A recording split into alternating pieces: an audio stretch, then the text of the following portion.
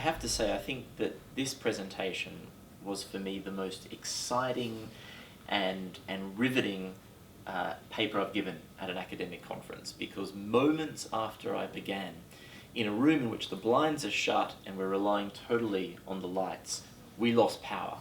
So suddenly I'm there with my paper in front of me, and nothing works except the microphone. Pitch black, and all we have is my voice. And of course, it was one of those moments where it's great in one sense. You have a captive audience. They can't go anywhere, because if they were to get up, they'd trip over each other on the way out. But of course, there's no light either, so there's nothing much to see or look at. So we had what felt like a very long time. It probably was only about a minute or less than a minute, but it felt like a long time of just us waiting very patiently. And then, of course, the lights came back on, and I was able to then proceed. I don't think I'd gotten past my introduction as to what the paper was about. So after we got over that initial excitement, my topic was really on the nobility of marriage and family, and what this might mean in terms of some of the language from Pope Francis.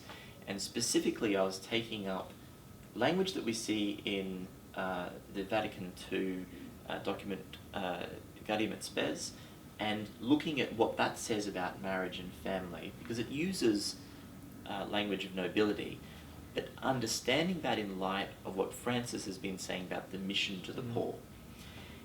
And I guess taking a step back from that topic, the concern that's informing my question here is that we're very good at building silos, including even in academic theology. We build these silos, and two of the most significant ones that we've built that are sometimes like impenetrable fortresses in our thinking include one being life and family issues, if you like, and the other one being our Catholic social teaching.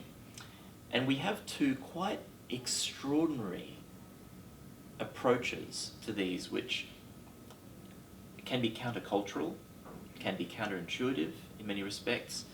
But in Catholic theology, we've built these two approaches which I think have a huge amount to contribute to us in terms of what we mean by a life lived well, what is human flourishing, how do we approach questions of married and family life in a way that is helpful.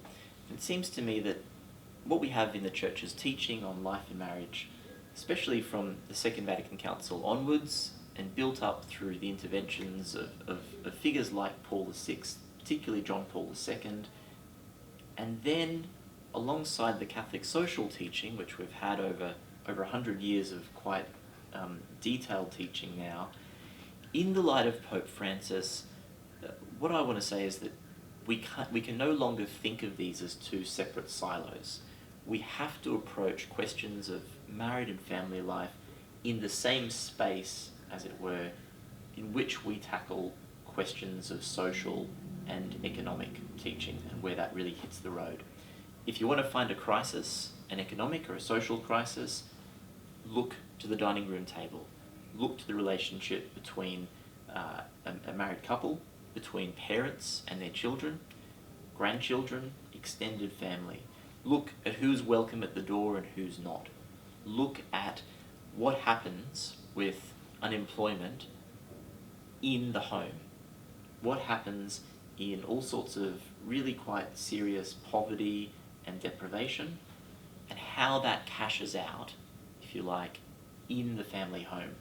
And so it seems to me that what Francis is saying is you can't speak about these things as if they're siloed off from one another. The great challenge with that, it's not just the theory.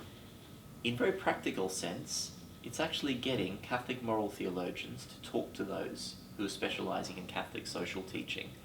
And so there's a work of friendship and closer collaboration that's needed.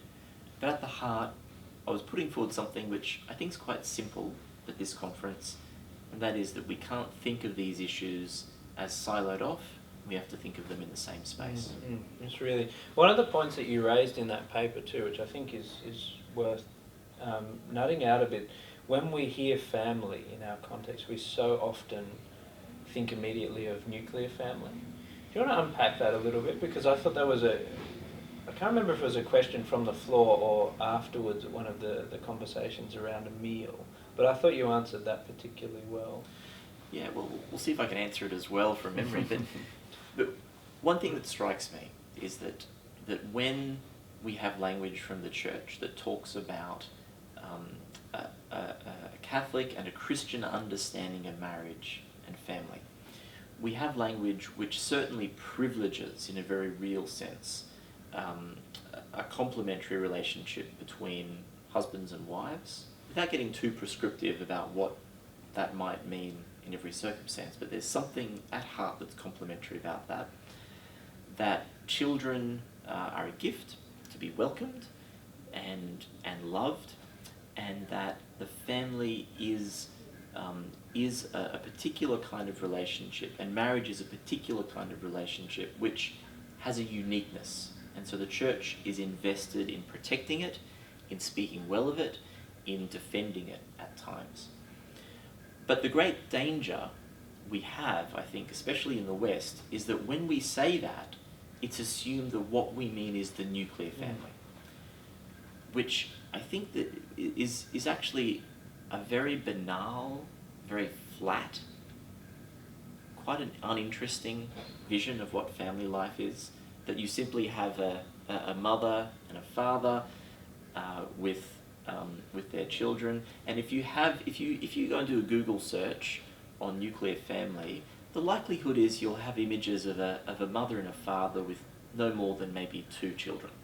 So there's a discrete model that has been defined within our very materialistic and secular West, that's what is meant when the church talks about family.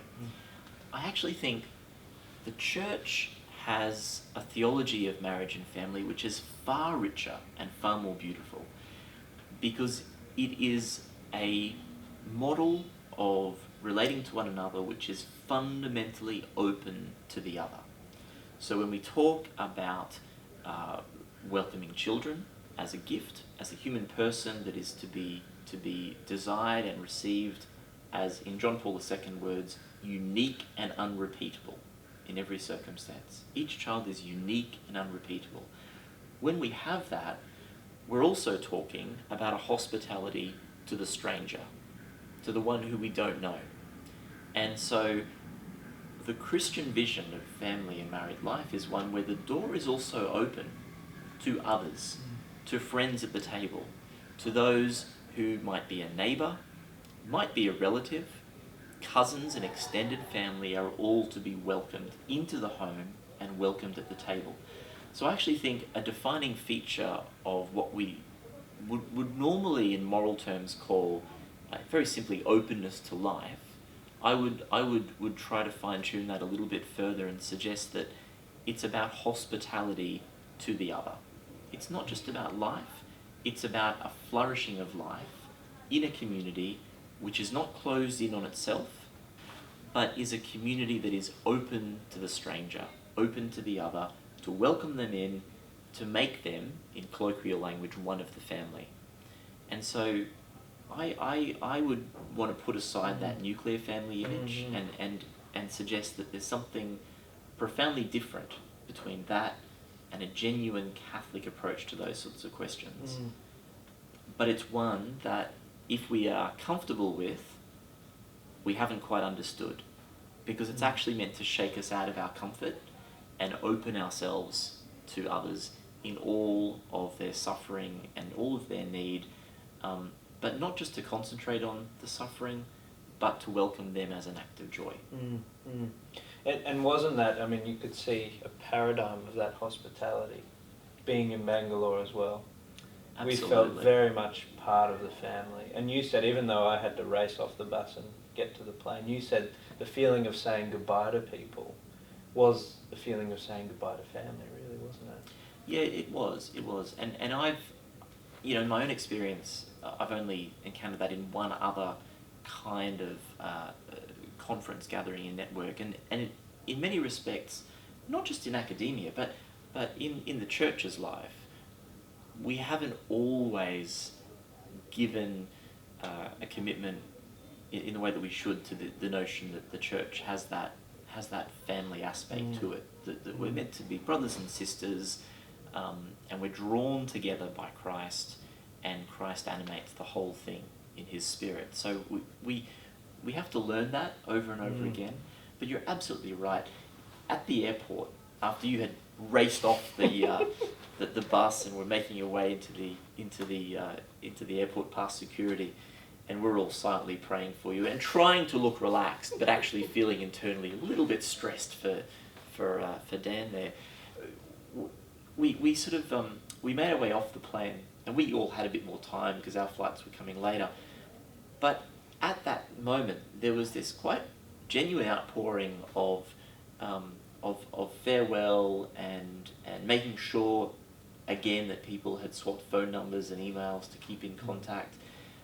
There were warm hugs and firm handshakes, and there was this sense of friendship that had developed, and that was beautiful, and that was and I think quite real as well. And I don't know if you found the same, but in the weeks after the conference, there's been contact between folk who are sometimes with particular needs or interests going on as well, but also just making sure that people got home safely and looking out for one another. Yeah, absolutely. And that was a real blessing. Yeah, it's amazing, because normally you leave an academic conference and think, or not think, but you just kind of go your separate ways, don't you? You don't have that same sense of saying goodbye, and it just kind of peters out quite naturally. But this was quite a different thing.